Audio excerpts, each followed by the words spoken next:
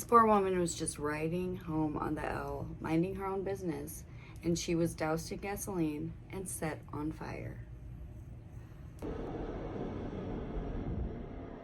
So on the evening of November 17th, 2025, a regular ride home on the train in Chicago for a 26-year-old woman ended in a night of absolute horror. The alleged attacker, Lawrence Reed, reportedly boarded a Blue Line train that evening. The moment Lawrence boarded the train, he spotted Bethany MaGee, age 26, who was just sitting with her back towards him, scrolling on her phone, minding her own business, and he went directly towards her, covered her in gasoline before igniting it. As the train approached Clark and Lake Station, Bethany desperately tried to escape the train and roll to extinguish the flames. As I'm sure you can imagine, Bethany suffered from a lot of serious burns, and she faces a long and painful recovery. Lawrence Reed, age 50, has a very lengthy violent criminal history against women and other crimes, including arson. He was also on electronic monitoring at the time of the attack for punching a social worker. It is, Scott and Sylvia, and it really underscores how this man was able to be on the street after 71 arrests, many for assaulting women. You know, Amy Eck was standing outside her office on LaSalle Street downtown in December of 2021 when a stranger, turned out to be Lawrence Reed, came up and punched her in the face. And that Lawrence Reed, of course, is the suspect in the CTA burning incident, one of his known 72 arrests. I was ordering DoorDash and I was looking at my phone because my driver was kind of like driving around. So I'm like zooming in on my phone, like, where is this guy? And next thing I know, I just got clocked in the face. Amy Eck says she recovered from her injuries in that 2021 incident, but she has PTSD.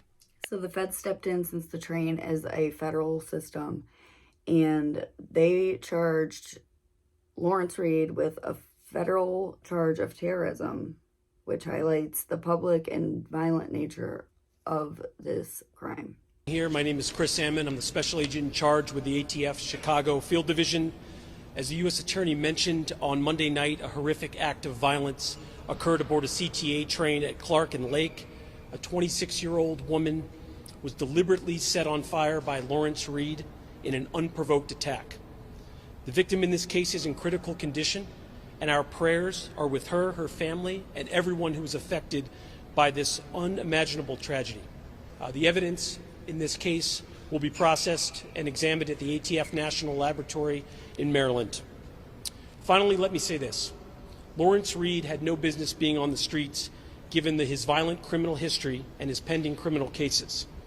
Reed had plenty of second chances by the criminal justice system, and as a result, you have an innocent victim in the hospital fighting for her life. Because of the swift action of CPD, ATF, and our law enforcement partners, there will be no other chances for Mr. Reed. Thank you. This attack sparked outrage across Chicago and the whole nation. This case obviously raises questions on how repeat offenders are handled in the justice system. It also reignited debates about electronic monitoring, pretrial release, and protecting innocent citizens. Tonight, the Chief Judge's Office, which took over the electronic monitoring program this year, says there's an internal review underway, and they're considering a policy change that would send alerts to the prosecutor's office when someone violates their electronic monitoring. The state's attorney's office, however, objects to this, saying it's not their job and that the system as a whole got this one wrong. The still frames tell only part of the story. Prosecutors say surveillance images show 50-year-old Lawrence Reed at a Citgo gas station filling up a bottle with gasoline. And later, on the CTA Blue Line, approaching 26-year-old Bethany MaGee, dousing her in the flammable liquid and setting her on fire. At the time of the November 17th attack, court records show Reed was under court-ordered 24/7 electronic monitoring. Cook County's Adult Probation Department alleges that Reed violated the terms of his court-ordered curfew multiple times in the days leading up to the attack, including on November 9th, 12th, 13th, 14th, 15th, and again on the 17th, the same day that MaGee was badly burned. It's not clear why the probation department waited until November 19th, 2 days after the incident, to file curfew violations. In a phone interview with NBC5 Investigates, the policy chief with the Cook County State's Attorney's Office said, quote, "This is an example where pretrial should have been sending us a report and sanctions should have been sought on this individual prior to the commission of this terrible crime." Reed has a lengthy criminal history and was placed on electronic monitoring back in August after being charged with assaulting a social worker at McNeil Hospital where he was receiving care.